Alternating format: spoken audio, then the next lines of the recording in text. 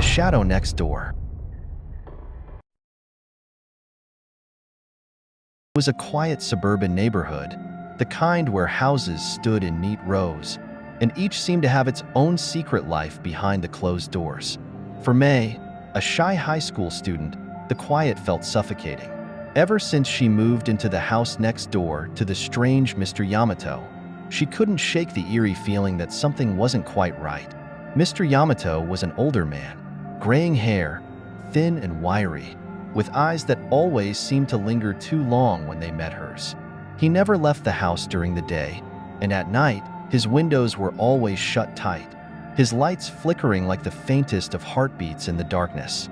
May first noticed it when she was younger, how her parents would murmur in hushed tones about him, calling him the one who sees things. But it wasn't until recently that May had begun to wonder if the rumors were true.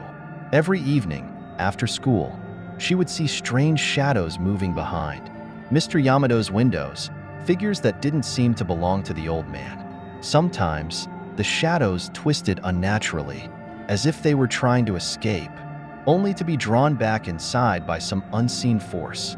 The more May watched, the more she noticed the strange way Mr. Yamato would glance over at her house, his eyes wide with an unsettling intensity. One night, May couldn't take it any longer. She had to know what was going on behind those walls.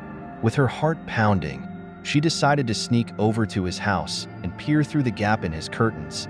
As she crouched by the window, a sharp, cold gust of wind blew, and she heard the unmistakable sound of footsteps behind her. She froze. Slowly, she turned.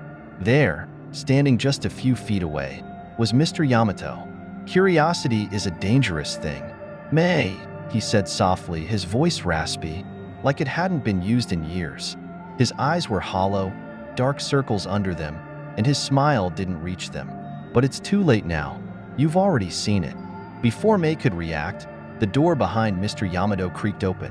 Inside, the room was filled with strange, swirling shadows, their forms stretching like tendrils, reaching for her.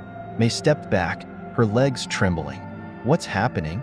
she whispered, her voice barely a breath. Mr. Yamato stepped aside, revealing a small, dusty shrine in the corner of the room. On the altar sat an ornate mirror, its surface cracked, as though it had been struck by something heavy. The shadows, she realized, weren't just in the room, they were coming from the mirror.